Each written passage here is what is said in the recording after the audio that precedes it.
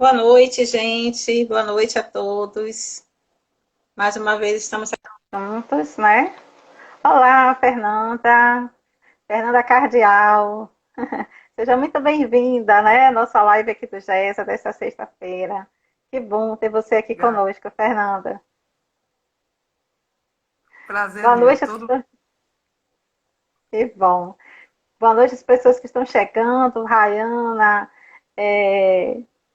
eu estou vendo agora a Marli também, Kátia Marli. Tem algumas pessoas chegando, né? Eliette também. Sejam muito bem-vindos, a casa é nossa, né? Para mais um assunto, e principalmente um assunto tão importante nesses dias atuais que estamos vivendo, né, Fernanda? Tanta gente desencarnando. Sandra Mara, boa noite, Sandra. Laudiceia, vão se chegando. E ao decorrer do bate-papo, gente, as perguntas que vocês quiserem estar enviando, pode estar enviando também. A Fernanda vai estar aqui para estar batendo esse papo com a gente, né? Thay, Vera, muita gente chegando, que bom, a gente fica feliz com isso, né? Então, Fernanda, eu queria primeiro pedir a você que fizesse uma prece, né? Para a gente iniciar nossos trabalhos com a permissão do Mestre Jesus da Espiritualidade. A casa é sua, a palavra é sua. Ok. Então, vamos fechar os olhos, vamos conectarmos melhor. Senhor Jesus, amigo querido e especial de nossas vidas, aqui nos encontramos para compartilharmos conhecimentos à luz da doutrina espírita, buscando beber da fonte pura que o Senhor legou à terra como consolador prometido, para as horas de alegria, de celebração, mas também para os momentos de dor e aflição. Permite que os benfeitores espirituais possam estar conosco, inspirando nosso raciocínio, aquecendo nossos corações, para que possamos estar receptivos aos ensinamentos da doutrina luminosa. Fica conosco, celeste amigo, agora e sempre. Que assim Que assim seja. Então, para quem está chegando agora, Jailda, boa noite, Jailda, que bom ver você aqui conosco. O tema de hoje, nossa live, né, acontece todas as sextas-feiras às 18 horas. Pedimos vocês também que tragam temas para a gente interessantes, temas espíritas, né, que vocês tenham curiosidade de saber um pouco mais. E o tema de hoje é perda de entes queridos, né? Para quem viu a arte, a gente colocou perdas entre aspas, né? Para o espiritismo não é bem assim uma perda. E Fernanda, aos poucos, vai estar falando com a gente sobre isso. Flávia também chegando. Boa noite, gente. A Fernanda Cardial, é oradora espírita, já conhecida da nossa casa, é professora. Fernanda também está na área de saúde, né, Fernanda, se não me engano. Mas ela vai falar um pouquinho dela e vai já iniciar o tema de hoje, né? Que é perda de entes queridos. Então, Fernanda, já nos mandaram uma primeira pergunta, porque o pessoal já participa desde antes, né? A gente já tem aqui umas perguntas já pré-selecionadas, mas o pessoal vai estar mandando também. A primeira pergunta: o que é a morte para o espírita? Aí eu queria que você falasse um pouco de você e depois já tentasse responder essa pergunta. O que é a morte para o espírita? como você já disse, meu nome é Fernanda, eu já adolescência, graças à minha mãe, particularmente, que me encaminhou à casa espírita, ali na Baixa do Bonfim, aquela casa de Arapiraca, e depois a Mansão do Caminho, quando ainda funcionava na calçada. E mais tarde, a gente foi se aproveitando e aproximando-se mais ainda da doutrina e nos tornamos trabalhadora da casa espírita. E hoje, atualmente, eu sou mais regular no Centro Espírita Viana de Carvalho, na Ribeira, e na Mansão do Caminho, em Pau da Lima, né? Mas a gente frequenta outras casas como expositora. E é sempre uma alegria estar nisso. Como profissional de saúde, eu sou enfermeira obstétrica. Tem uma colega nossa aí, ó, Sandra, que apareceu nesse instante aí, mandando Que beijinho, joia! beijinho. Bom, Bacana. a morte na perspectiva espírita, ela é uma transição para uma outra existência que é a vida espiritual. A morte não é o ponto final. Na perspectiva espírita, ela não tem o sinônimo de extinção. É claro que o corpo físico ele passa pelo processo da morte, Por que que a gente morre? Por isso, porque somos seres biológicos e todo ser que nasce, naturalmente, fatidicamente, vai morrer. Mas como somos essência espírita, na verdade, a morte para nós espíritas e para muitas religiões é o retorno ao mundo espiritual, a nossa condição essencial que é de espírito. Então, morte para a gente é um ponto final, extinção. É o final de um ciclo para o início de outro ciclo, que é um ciclo do reencontro conosco, com a nossa essência mais verdadeira. Voltando para casa, voltando para o mundo espiritual. Isso. É um termo mais confortável para a gente, né? Voltando para casa, dá um alento, né? Dá um alento para a gente. Então, eu queria dar as boas-vindas também a Stephanie, Raimundo Nonato, Israel, Raquel Conceição, Kelma. Tem muita gente bacana entrando, muita gente linda, né? Tem uma pessoa que disse aqui, eu não lembro agora o nome, que excelente escolha. A Fernanda Cardial é excelente, concordo com você, ela é excelente. Então, gente, nós fazemos parte do GESA, Grupo Espírita Semente de Amor. É um centro localizado ali em Cosme de Farias, né? Na próxima Baixa do Tubo. Nós trabalhamos com evangelização, com mães da comunidade, doamos cestas básicas, né? Enxovais para gestantes. Então, é uma entidade filantrópica. Se vocês quiserem conhecer um pouco mais, sigam a gente no Instagram, entre em contato pelo direct, né? Precisamos de apoio financeiro, de ajuda, de apoio voluntariado, que vocês se sentirem à vontade para bater um papo com a gente. E também, rapidinho, dando uma dica, a gente também continua com tratamento espiritual à distância, né? Usando os meios tecnológicos, tratamento Maria da Luz está aí. Se vocês quiserem saber um pouquinho mais, depois procura a gente no direct, tá bom? Aí eu vou dar todas as informações. Fernanda, você falou mais ou menos por que morremos, né? E também tem uma outra questão que o pessoal perguntou muito, por isso que a gente procurou elencar essa pergunta. O que existe depois da morte? Para onde nós vamos? Bom, essa ótica do porquê morremos e automaticamente para onde a gente vai é uma pergunta crucial, é de caráter filosófico, na verdade. Se a gente pensar por que, que a gente morre, é porque o nosso corpo físico foi programado para isso. Plantas, animais, pessoas que têm um organismo, uma estrutura orgânica, basta nascer que já começa a morrer.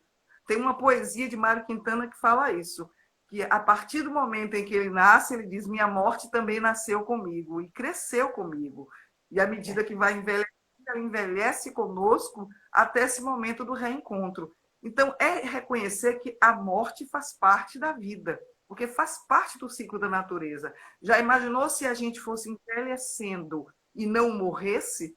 O nosso corpo não tem estrutura para isso, as células não se renovam para isso. Elas têm um limite de renovação, mas aos poucos vão se desgastando até o momento da morte física. E para onde a gente vai?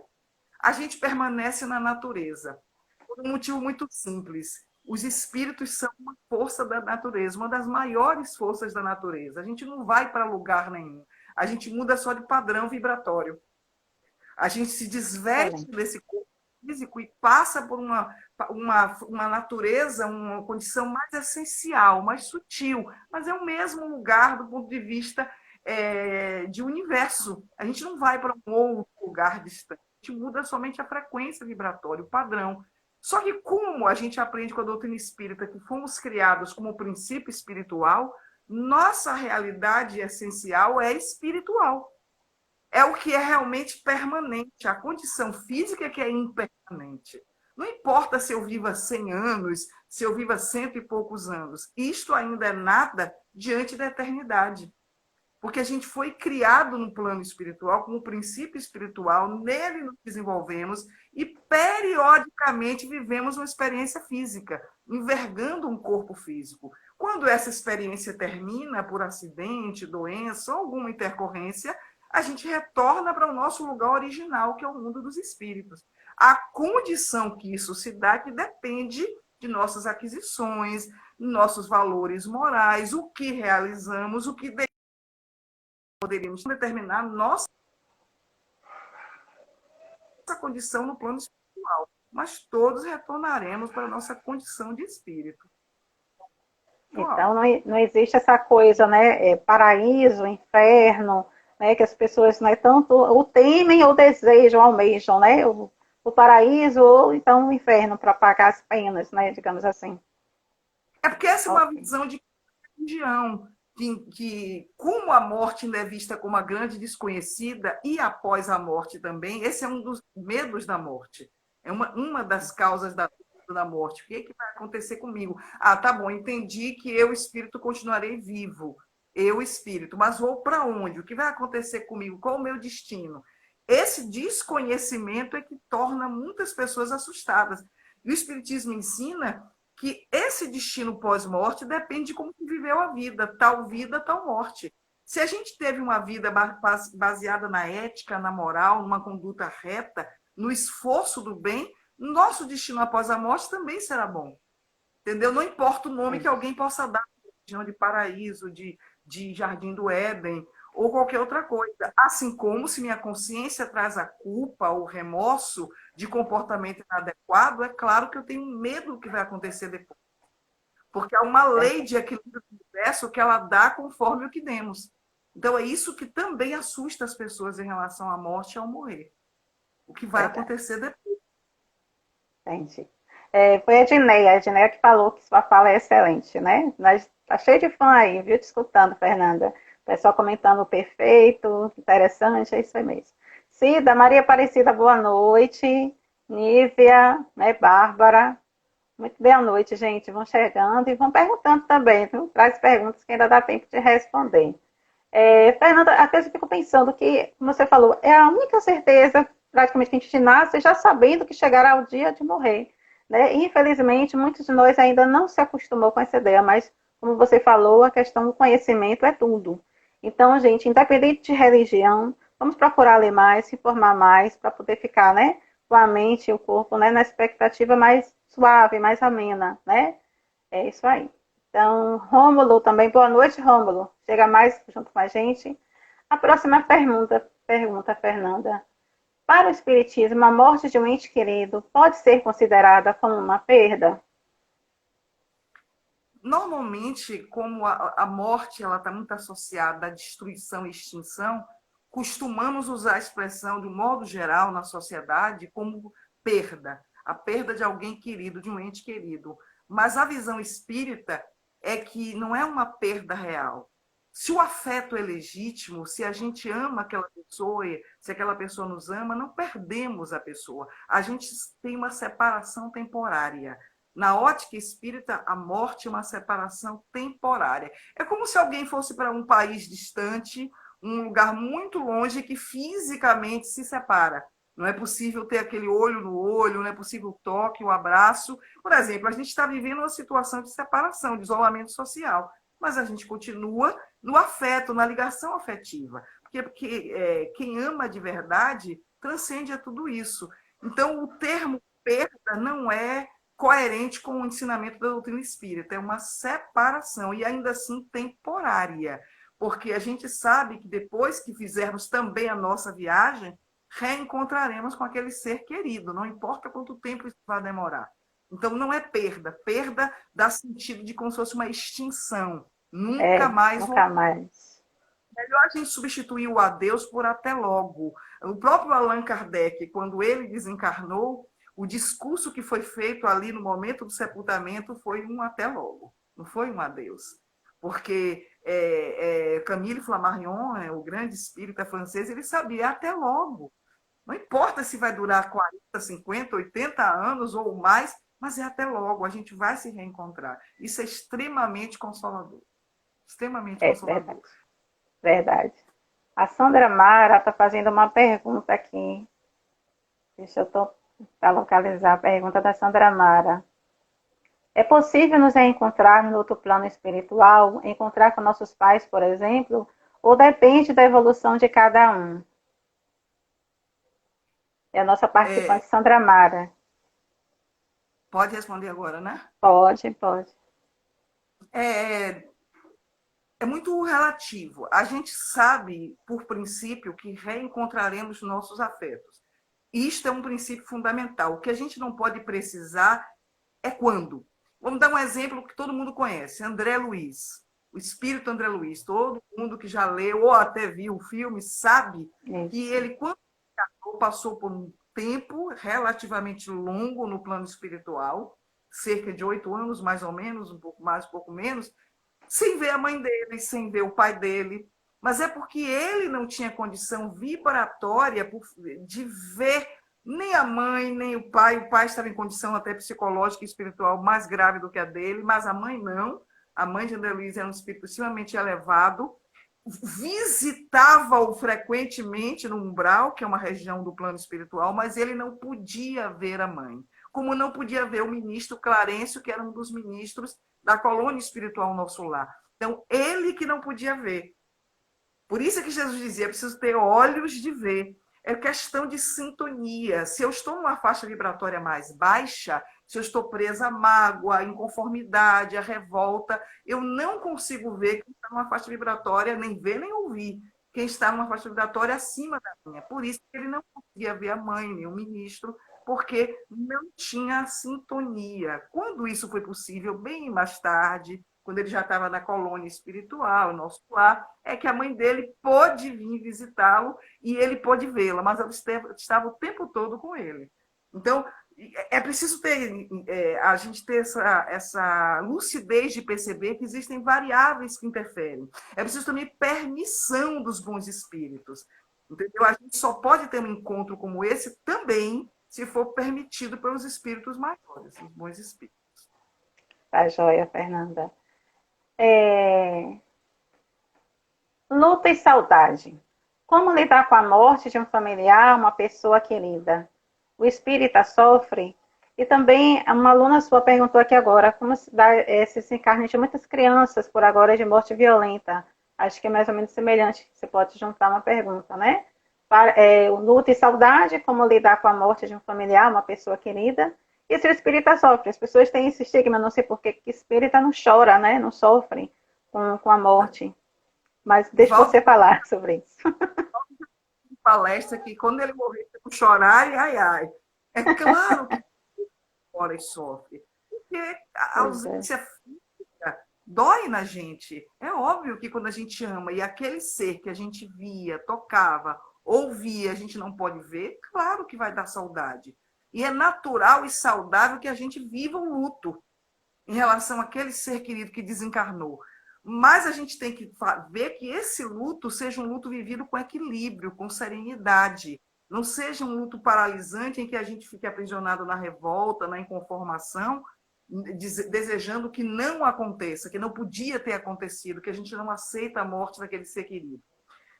Me lembro de uma mensagem da veneranda Joana de Ângeles, que a gente tinha um hábito na juventude espírita da Mansão do Caminho, de no dia 2 de novembro, que é o dia de finados, né, que se comemora o finados, distribuir mensagem nos cemitérios de Salvador.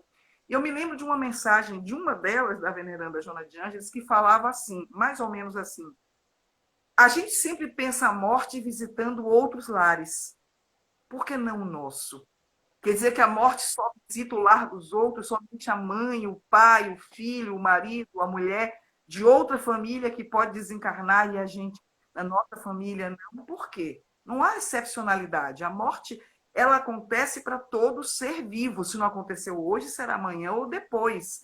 O espírito André Luiz, ele fala assim: quando o incêndio é na casa do seu vizinho, a próxima pode ser a sua casa. Então, um modo de lidar com a morte é, primeiro, aceitar o sentimento de luto. É um sentimento que os psicólogos chamam de perda por causa da ausência física. Para nós espíritos, não é uma perda real, porque o ser querido transferiu-se de domicílio vibratório. Mas, do ponto de vista psicológico, sim, é chamado de perda, de luto, porque eu não posso ter aquele contato direto com aquele ser querido como eu tinha antes. E é natural que a gente chore, que a gente sinta a dor, mas isso pode ser vivido com calma, com paciência, com resignação, mesmo nos casos de morte súbita. De, por exemplo, uma criança, como essa criancinha de 5 anos que desencarnou, caindo no prédio, e o país todo se comoveu, tão recente. Nós espíritas sabemos que nada nos acontece por acaso. Tudo tem uma causalidade, há um equilíbrio na lei divina. E tudo que a gente semeia, a gente colhe agora ou em existência futura ou que semeamos no passado. Então, muitas vezes, uma existência que é encerrada tão rapidamente como na infância tem uma causalidade que a gente não alcança agora, porque às vezes está lá atrás em existências anteriores. Mas que, por alguma razão vinculada a essa causalidade anterior, a criança, ou seja, quem for, passa por uma desencarnação abrupta, violenta.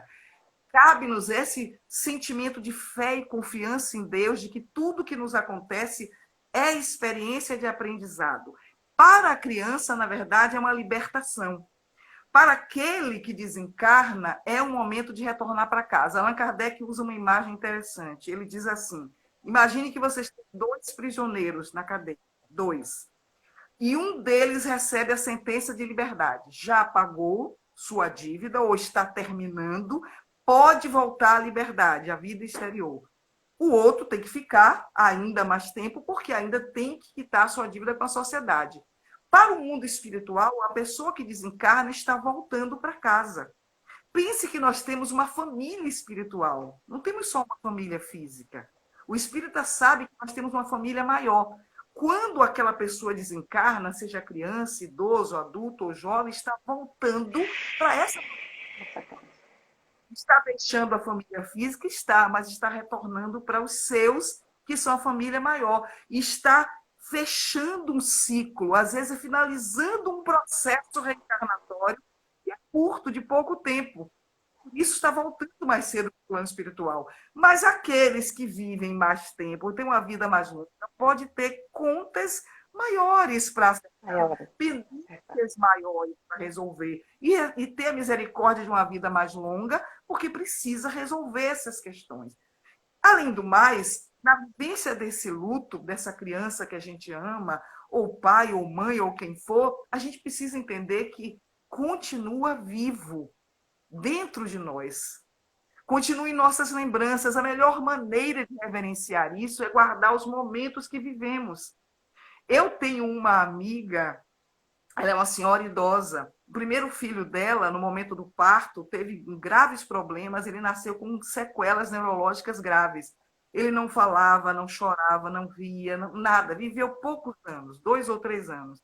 Mas ela, como espírita, sempre buscando a oração, a coragem, a fé, cantava para ele, orava, tudo que ela podia, ainda que ele não pudesse ter um gesto de responder, nenhum movimento, mas ela sabia que o espírito ouvia. E ela disse: um dia a gente vai se reencontrar.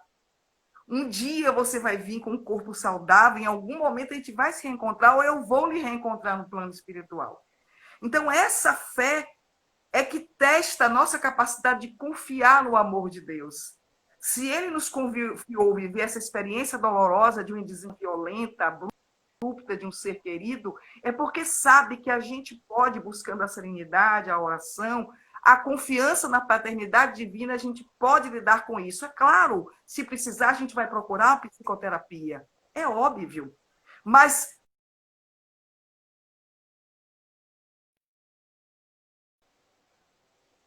que esse mesmo Deus é que nos fortalecerá para enfrentar esse sofrimento tão grande que é a desencarnação de um ser querido, na certeza do reencontro.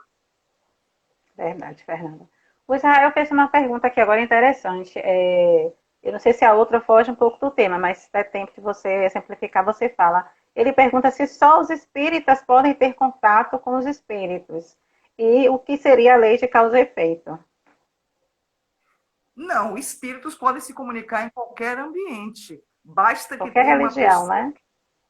Exatamente, ela tem em si a faculdade mediúnica de ver, ou de ouvir, ou de psicografar, escrever mensagem. Não precisa ser espírita, é qualquer pessoa que tem essa faculdade de ser esse canal, esse meio, por isso a palavra médium, esse meio entre o mundo espiritual e o mundo físico. Isso não precisa ser espírita para isso. E depende também da autorização dos bons espíritos, porque a minha mãe pode querer se comunicar comigo, mas não ser permitido, porque eu preciso testar minha fé, minha certeza, porque a fé é baseada numa lógica. Eu não vejo minha mãe, não ouço minha mãe, mas sei que ela está viva no mundo espiritual. A gente só vai acreditar no que vê e no que ouve. Então, o Espiritismo ensina, como Jesus ensinava, uma fé lógica e lúcida de que eu acredito. E é preciso pensar o seguinte: Na época de Tomé, ele queria ver para crer. Na ótica espírita, eu preciso crer para poder ver. É inverso. Verdade. Tinha uma outra pergunta. O que seria a lei de causa e efeito, que ele perguntou. Efeito é aquele efeito bumerangue. Aquilo que eu ofereço à vida, a vida me devolve. Se eu dou à vida coisas boas, gentileza, tolerância, indulgência, perdão, cortesia, é isso que a vida me dará. Não quer dizer aquela pessoa em particular, mas a vida vai me dar. Pode ser que alguém, que eu seja uma pessoa legal, a pessoa seja ingrata comigo, injusta, mas não importa. Quem nos devolve isso é a vida, de mil maneiras diferentes. Então, a lei de causa e efeito é uma lei de justiça divina. Ou seja, eu semeio, eu colho. Ninguém vai semear milho e colher feijão. A gente colhe aquilo que a gente planta. É a lei de causa e efeito dita com palavras bem simples, né? A Edneia, né, sua aluna, está aqui falando que uma coisa que intriga muito ela até hoje é o fato de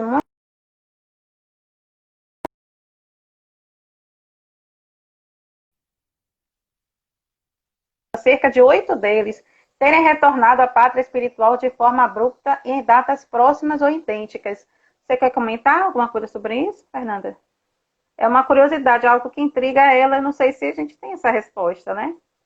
A gente não pode ter uma resposta precisa, obviamente. Cada situação é uma situação. Existem situações coletivas, às vezes há um comprometimento coletivo em determinada situação, e que esses espíritos podem reencarnar no mesmo contexto familiar, e aí juntos terem essa expiação coletiva se tem um comprometimento coletivo, mas a gente só está especulando. Não tem como dizer que é isso exatamente, é só uma reflexão. Fernanda, como falar com uma criança sobre a morte, né? As pessoas costumam muito temer ou até esconder, né, para a criança, e realmente às vezes não sabe como lidar, se fala a verdade, se omite, se conta uma historinha bonita. Como você acha, na sua opinião, como falar com as crianças sobre a morte? Os espíritos orientam que a gente precisa falar com as crianças desde cedo, adequando a linguagem, evidentemente, à faixa etária de cada criança. Mas eles orientam que o tema morte deve ser pauta de conversa, de diálogo no seio da família, não é apenas quando a morte acontece. Isso deve fazer parte do programa educacional da própria família, porque a morte faz parte da vida, é uma fatalidade biológica, todo mundo vai passar por morte, não tem jeito. Então, por que negar, escamotear?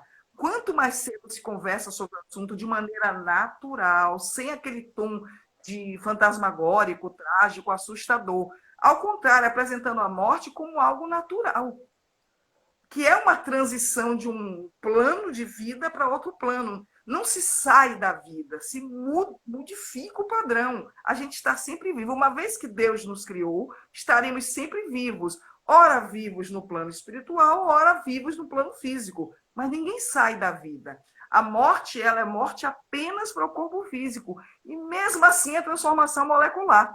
Porque esse corpo físico, seus componentes mais essenciais, vão se configurar em outra expressão de vida. Então, morte não é contrário de vida. Morte é expressão de vida em outro padrão vibratório. Isso precisa ser dito à criança numa linguagem simples, utilizando elementos metafóricos de histórias. Existe uma literatura muito ampla infantil, não só espírita, não espírita também. Para se falar, não se existem 4 estações, primavera, verão, outono, inverno, então ensinar que existe nascimento, existe morte. Mas apresentar à criança e ao jovem que essa morte não é um adeus. É como alguém que dorme de noite e vai acordar de manhã. Só que essa pessoa vai acordar num outro plano, numa outra dimensão que a gente não tem acesso direto, mas que um dia teremos. E aí ensinar a criança a lidar com isso com naturalidade. Porque se o adulto dá o exemplo de inconformação, de desespero, de perguntas do tipo por quê? Por que não aceito? O que é um direito de cada um sabe o tamanho de sua dor e a gente respeita isso. Mas se a criança vê meu exemplo de desespero, de revolta, de inconformidade, é essa leitura que ela vai fazer, de que a morte é injusta, porque levou a mãe, o pai, o irmãozinho, o avô, a avó. Quando a morte leva todo mundo de volta para casa. É hoje minha família, amanhã é outra família. Se a criança entende isso, ela entende melhor do que muitos adultos, às vezes. Se a gente É souber verdade. negar à criança a compreensão da morte, é, de alguma forma, sabotar esse aprendizado existencial. Porque a criança vai viver a sua própria morte um dia. Não vai viver? Vai. Então, é natural conversar sobre a morte, mas neste tom suave, fazer com que aquele avô que desencarnou, aquela avó, ou quem foi alguém querido, que continue especial em nosso coração, lembrar com a criança dos momentos felizes que teve com aquele irmão, aquela avó, aquela mãe. Eu estava assistindo recentemente um pai que ficou viúvo e para criar 2 filhos, ele usou recursos de cartas. Ele fez cartas, a própria mãe também fez, que ela estava com diagnóstico de câncer, para que houvesse esse diálogo e essa presença constante do afeto. Então, é possível conversar sobre morte com as crianças e é saudável que isso seja feito antes que a morte visite o lar. Porque vai visitar, é questão de tempo. Parte. Verdade. Algo natural, né? Perfeita a sua colocação. Fernanda, a vontade de ver o ente que se foi, a saudade, não atrai o espírito do parente querido desencarnado? Isto pode levar a uma obsessão? Às vezes as pessoas se preocupam com isso, né? Que às vezes tem gente que fala assim, olha, cuidado, você está com febre, você está com problema, isso é algum parente desencarnado que está perto. O que é que você tem a dizer sobre isso? Depende da relação que essa pessoa que ficou encarnada tem com o que desencarnou. A gente Sim. pode e deve lembrar do ente querido, mas não daquela maneira desesperada que quem chama e aprisiona. Você tem que vir para cá, você tem que estar comigo, você não queria ter morrido, meu marido, minha mulher, meu filho, meu irmão, meu amigo, amiga. E isto aprisiona e pode virar um processo obsessivo. Mas a lembrança do ser querido, das coisas que gostava, que faziam juntos, a oração por esse ser, não há presente mais especial para alguém que desencarnou do que a nossa lembrança dos momentos felizes e a nossa oração. Porque a oração, ela luariza o espírito. Inclusive, ajuda esse ser querido a se adaptar no plano espiritual.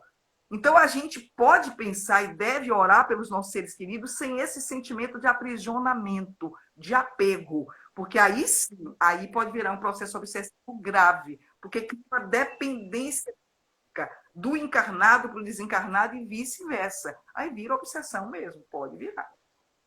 Verdade. Como é o nome dela aqui? Mendes, Nívia Mendes está falando aqui sobre a mãezinha dela, que gostaria de saber se ela está bem. É o tema de uma próxima pergunta aqui. Deixa eu ver.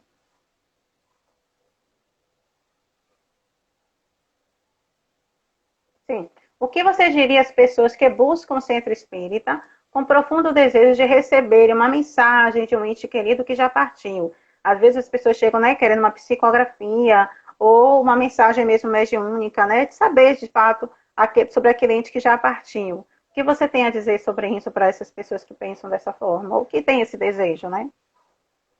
Primeiro, uma das coisas que a gente falou há pouco.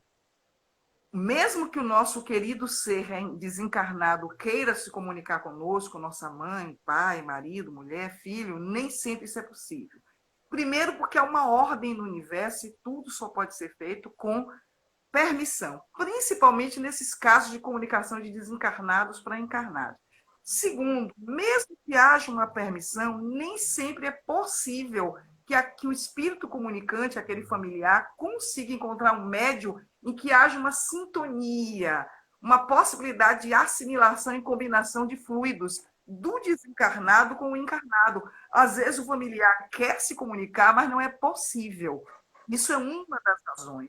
Essa dificuldade de combinação fluídica entre o espírito comunicante e o médium. Kardec já falava disso no livro dos médiuns, no livro dos espíritos. Outra coisa importante, nem sempre o encarnado tem preparo psicológico para ter notícias exatas do que está acontecendo com o familiar. Digamos que alguém diga assim, olha, Fernanda, minha mãe, que já desencarnou há 36 anos, sua mãe está péssima, está no umbral, está alienada, ela não está em nenhuma condição de lucidez. Será que eu teria equilíbrio emocional de ouvir isso? De ouvir que minha mãe não está bem? Ou eu ficaria de cara, minha mãe não está bem, como é que eu posso fazer para ajudar? Eu não posso ir lá e agora. Quer dizer, tudo existe de maneira muito lógica e bom senso. Jesus permite que tenhamos informações do plano espiritual até certo ponto. Porque se tivesse um canal de via dupla tão escancarado assim, a gente até deixaria de viver a existência atual para ficar tentando se comunicar o tempo todo com aquele ser querido. Eu queria ter notícia de minha mãe todo dia querer conversar com ela, ainda mais que a gente tem um vínculo muito estreito. Mas isso valeria para os desafios também, porque a gente não poderia ter esse canal tão aberto para os afetos e os desafetos. A gente fica vendo todo dia aquele que eu magoei, que eu feri ali no meu ouvido, porque você me traiu há 100 anos atrás, há 500 anos atrás, agora eu vou ficar no seu pé, vou lhe perturbar. Como a gente poderia viver uma existência atual se tivéssemos um contato tão íntimo com o plano espiritual? Não, isso seria tão confuso. O próprio Divaldo Franco, ele, por exemplo, não dirige. E sabe por que ele não dirige? Porque ele vê tão nitidamente o mundo espiritual que quando ele começou a aprender a dirigir, isso foi ele que disse, ele não conseguia distinguir quem era encarnado de quem era desencarnado. Então ele não sabia se estava atropelando alguém ou não. Então, esse contato com o plano espiritual tem que ser com muita calma e equilíbrio. Mas eu não sei notícias da minha mãe, do meu marido, do meu filho, eu uso a oração. E mais, quem me garante que o médium naquele centro que eu estou procurando vai conseguir uma comunicação legítima, especificamente da minha mãe, do meu filho, do meu marido, se existem espíritos que podem enganar, médios que podem se enganar, existe o próprio fenômeno anímico, tem tantas variáveis. A melhor coisa que a gente pode fazer é sempre a oração.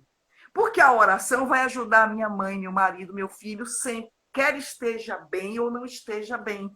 A oração será sempre o melhor presente que a gente pode oferecer. E essa lembrança das coisas boas. Não é bom ficar lembrando, porque minha mãe fez isso, meu marido era aquilo, não sei quem não prestava. Não importa que a pessoa tenha feito coisas desagradáveis. O que a pessoa precisa no mundo espiritual é do que a gente pode oferecer melhor, que são as boas lembranças, a gratidão pelo tempo que vivemos juntos, nossas orações, para que esse espírito querido fique bem, ou melhor ainda, se já estiver bem. Até porque, com nossas orações, os benfeitores usam o recurso para ajudar o nosso ser querido. Caso o nosso pai, nossa mãe não esteja bem, nossas orações vão ajudar, junto com a oração de tantos outros que estão por aquele ser querido. É uma das coisas melhores que o desencarnado precisa, são as orações de coração, de sentimento. E um dos mecanismos, o pessoal está aqui comentando, algumas 2 ou 3 pessoas falaram que sonham muito, né, com entes queridos que já se foram. Então, se essa comunicação pode se dar também através do sonho, né? Aqui você vai responder mais ou menos. Pode sim, é possível haver encontros espirituais através do sonho, é possível. O sonho, do ponto de vista espírita, ele tem várias explicações. Uma delas é essa, é você estar no plano espiritual e encontrar-se com alguém, um afeto, um desafeto, sim, é possível reencontrar-se com alguém que a gente ama. E às vezes esse encontro é tão forte que a gente acorda de manhã com aquela sensação viva mesmo de que abraçou aquele ser querido. E é um grande presente quando os benfeitores espirituais permitem esse encontro. A gente guarda para sempre. Verdade. A Sandra Mara mesmo comentou que perdeu o pai recentemente, que teve um sonho por esses dias com ele, né? Isso aí realmente a gente fica, né, embevecido, agradecido, né, pela misericórdia divina. Fernanda, algumas pessoas temem a cremação por acreditar que o espírito sofre naquele momento. E tem outra pergunta relacionada também. Pode o espírito assistir o seu próprio sepultamento, seu velório? Acho que dá para você responder as duas, né? Comentar um pouquinho sobre isso. Certo. Em relação à cremação, ou até mesmo à autópsia, o sepultamento em si, a sensação do espírito em relação ao que está acontecendo com o corpo vai depender do quanto ele era mais ou menos apegado à terra e às coisas da terra. O Espírito Emmanuel ensina para a gente sempre treinar desapego. Desapego a tudo que puder. Não é sermos alienados, mas não sermos apegados nem demais a pessoas, nem a coisas, nem a posses e nem ao corpo, porque tudo vai ser devolvido. Nada é para sempre. até o corpo vai ser devolvido, ou vai ser cremado, ou vai ser sepultado, nem o corpo nos pertence prestado. Se a gente treina esse desapego, na hora da desencarnação, da morte, esses liames perispirituais vão sendo desfeitos, não é isso? Nos pontos importantes do corpo, geralmente de baixo para cima, dos pés até terminar no alto da cabeça, que é o último desatar aqui do chakra coronário. Quanto mais a gente se desapegar, mais fácil esse processo de desencarnar. É importante até lembrar que tem diferença entre morte e desencarnação. Morrer é o ato biológico. Morrer é o ato biológico. O corpo morre. Desencarnação, a rigor, é quando o espírito se desprende totalmente dos despojos físicos, corporais. Então, se eu já passei pela morte, o médico, a médica já decretou o óbito, mas, ou seja, eu estou morta do ponto de vista biológico, físico, mas se eu, espírito, estou ainda com alguns pontos do meu perispírito presos ao corpo físico, eu terei a sensação do que está acontecendo com esse corpo. Então, uma autópsia, uma cremação, sim, eu posso sentir. Como se fosse eu sendo queimada, cortada, mas, na verdade, o que está acontecendo é com o corpo. O espírito tem apenas a sensação. Por isso que é ideal que se dê um tempo para poder se realizar procedimentos como cremação, que não seja uma coisa imediata. O espírito Emmanuel já tinha dito, Chico Xavier, sempre é bom dar 24, 48 horas, se for possível, para poder dar esse tempo do espírito se ser desligado inteiramente, todos os seus pontos de conexão do espírito com o corpo físico através do perispírito. Então, sim, ele pode ter essa sensação. Depende de como o espírito vivia na Terra enquanto estava encarnado. Entendeu? Depende muito disso. Então, desapego é a palavra-chave para a gente se preparar para a morte. Seja qual for o gênero de morte e seja o que for feito com o corpo físico, sepultamento, cremação, seja qual for o destino que for dar. Então, essa relação de ele estar presente no velório ou não também tem a ver com desapego, né? Ele assistir sim. O próprio velório. Tem. Nem todo espírito assiste o velório, mas alguns assistem. Depende do nível de consciência. Tem espíritos que, quando despertam, eles podem ver o momento do velório e do sepultamento. Depende muito do comportamento, inclusive, da família. Porque, às vezes, os benfeitores estão até tentando desligar esse espírito do corpo físico e aí levá-lo para ele repousar em um hospital espiritual. E ele nem precisar presenciar o velório, nem o sepultamento, e muito menos a putrefação do corpo, nem a cremação. Esse é o ideal, que o espírito já esteja longe, num hospital espiritual, como se fosse convalescendo. Mas, às vezes, a família é desesperada, aflita, chamando pelo nome, volte, você não devia ter morrido, eu não me conformo, eu não aceito. O espírito ouve de onde estiver, ele é atraído para onde está aquele chamamento. E aí ele pode presenciar, sim, o velório, o sepultamento. E se ele não tem esse conhecimento da vida espiritual, ele pode ficar muito perturbado. Porque ele vai tentar falar com as pessoas, eu estou vivo, eu estou aqui, vocês não estão me vendo, eu estou aqui, não me enterre. Se esse espírito não tem nenhum conhecimento de imortalidade da alma, para ele é um tormento. Porque ele se sente vivo, ele pensa, ele sente, ele vê a família, vê os amigos, e por que ninguém o ouve? Por que ninguém o vê? Então, é muito perturbador para o espírito. E uma coisa importante, que estamos falando em velório, é o comportamento das pessoas. A gente tem que pensar que esse é um momento muito delicado. Alguém desencarnou. É preciso um silêncio respeitoso, ou pelo menos orações. O velório não é lugar para conversa social, não é lugar para ficar conversinha, como se fosse uma festa. Preciso muito respeito por quem desencarnou e pela família. Se eu não tenho nada de edificante para dizer, que eu fique em silêncio, que eu ore, para que aquele espírito possa realmente terminar de libertar-se dos despojos corporais e poder receber o atendimento adequado dos bons espíritos. Mas se eu fico falando piadinhas, falando que aquela pessoa tinha tal e tal defeito, tal e qual comportamento, isso é totalmente inadequado. É um lugar de respeito, de silêncio, de cuidado e atenção para com quem desencarnou e para com a própria família. A gente tem que ter essa postura ética no momento do velório. E lembrar que a gente deve ter muito cuidado com o espírito que desencarnou, evitar esse chamamento desesperado, porque a gente não ajuda, não se ajuda e não ajuda o desencarnado, porque se desespera, quer voltar para a família e é claro que não é mais possível, porque a morte já se deu. Então é muito sofrimento, realmente, é muito sofrimento. É importante você falar sobre essas questões, essa postura, que eu acho que até essa postura que a gente sabe da morte ou desencarne de alguém que a gente nem conhece, né? Às vezes um criminoso, alguém que morreu por uma fatalidade, uma morte violenta, e nós, como pessoas, seres humanos, às vezes desatentas, começa a comentar sobre as coisas, esquece de elevar uma oração, uma prece, né, para aquela pessoa que teve aquele ocorrido. Então, a importância da prece, né? Como a gente é espírita e sabe que é uma ligação realmente fluídica. Você ora e, ao mesmo tempo, aquele pensamento, aquela positividade envolve o ser, onde quer que ele esteja, e facilita, né, aos mentores espirituais que estão ali naquele momento.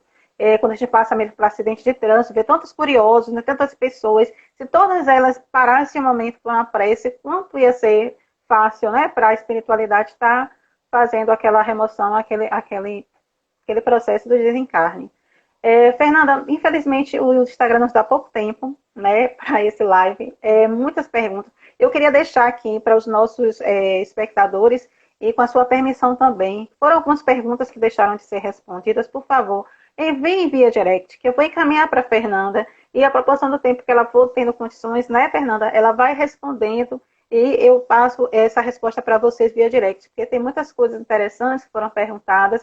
A gente não vai deixar vocês sem resposta. Se for preciso, a gente marca depois uma outra live com um assunto semelhante, porque é um assunto muito vasto que não dá realmente para abordar tudo em 30 ou 40 minutos. Então, eu queria que Fernanda finalizasse com uma mensagem, né, para as famílias, para as pessoas que estão vivenciando esse momento de luto, né, por conta de mais de 70 mil mortes por conta do coronavírus, e esse assunto é muito real. A gente tem aqui espectadores que estão vivenciando isso, que perderam seus parentes. Eu perdi parente. E a gente realmente precisa, apesar, independente da religião, de ser espírita ou não, eu sei que tem muito espírita confuso por conta da quantidade, por conta, né, das dores que estão se apresentando. Então, a palavra é sua.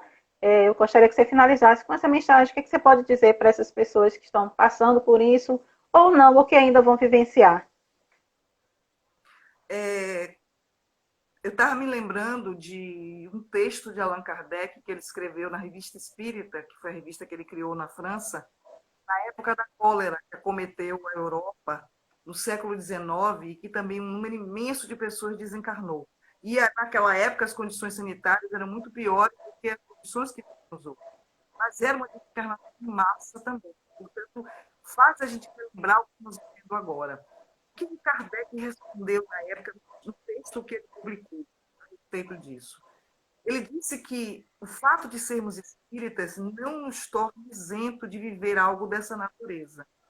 Que não há nenhuma forma de privilégio, nenhuma forma de isenção. O fato de ser espírita não nos torna melhor que ninguém para que outros vivam da dor, o sofrimento, a morte, nós não. Então, ele disse, sim, a gente pode até morrer de cólera, ou na época, ou aquele que nós amamos, assim como hoje a gente pode morrer com a Covid-19, ou aqueles que nós amamos. Mas o mais importante é que a gente fortaleça a nossa fé em Deus. A confiança de que tudo que vivemos, por mais doloroso que seja, é algo que está em curso na lei divina. É uma experiência de aprendizado para aqueles que viveram ou que viverão isso. É doloroso, é muito comovedor, mesmo não sendo de nossa família, não é nada fácil a gente, nós somos seres humanos, e quando a gente vê todos os dias a televisão anunciar um número imenso de pessoas desencarnando, realmente nos sensibiliza. A gente chora e se comove, mas é preciso que este choro e essa dor não seja um choro de revolta. Primeiro porque não ajuda o nosso ser querido que partiu, e não acalma a nossa dor. O que acalma a nossa dor é a confiança em Deus de saber que aquele ser que nós amamos voltou à pátria espiritual e foi acolhido pelos bons espíritos. Eu acho, muito sinceramente, que é o que há de mais confortador. Já vi Divaldo Franco dizer em palestra que todos os que estão desencarnando com a Covid-19, todos, estão recebendo o amparo direto dos bons espíritos. Não estão desencarnando a sós, podem estar a sós da família, pela condição do isolamento, por alguma necessidade evolutiva que aquele parente querido teve que viver esses momentos de dor, de sofrimento, de hospital, de UTI, sem a presença física da família encarnada, mas seguramente a família espiritual está do lado. Aqueles amores da nossa família maior nunca nos abandonam. Podemos ter a certeza absoluta, e isso é fé. É a fé que o Espiritismo nos proporciona. A certeza que quando os nossos seres queridos retornar à pátria espiritual, ainda que não pudéssemos estar fisicamente presente pela circunstância do isolamento, mas a família espiritual acolheu. Cada uma dessas mães, desses pais, desses irmãos, tios, primos, avós, avós, cada um deles foi acolhido muito amorosamente pelos bons espíritos e estão se recuperando no plano espiritual, aguardando quando chegar a nossa vez de partir.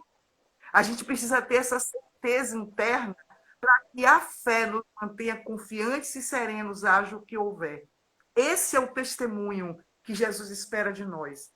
Porque é muito fácil a gente falar quando a dor está lá longe, quando acontece com outra família, com outra pessoa, mas quando é conosco, alguém que a gente ama, esse é o testemunho legítimo de quem tem fé, de quem tem certeza que o nosso ente querido está bem. E vai ficar melhor ainda quanto mais a gente orar e que nossas lágrimas sejam de uma saudade doce, uma saudade que guarda a certeza do reencontro. Não é para dizer adeus, é para dizer realmente até logo.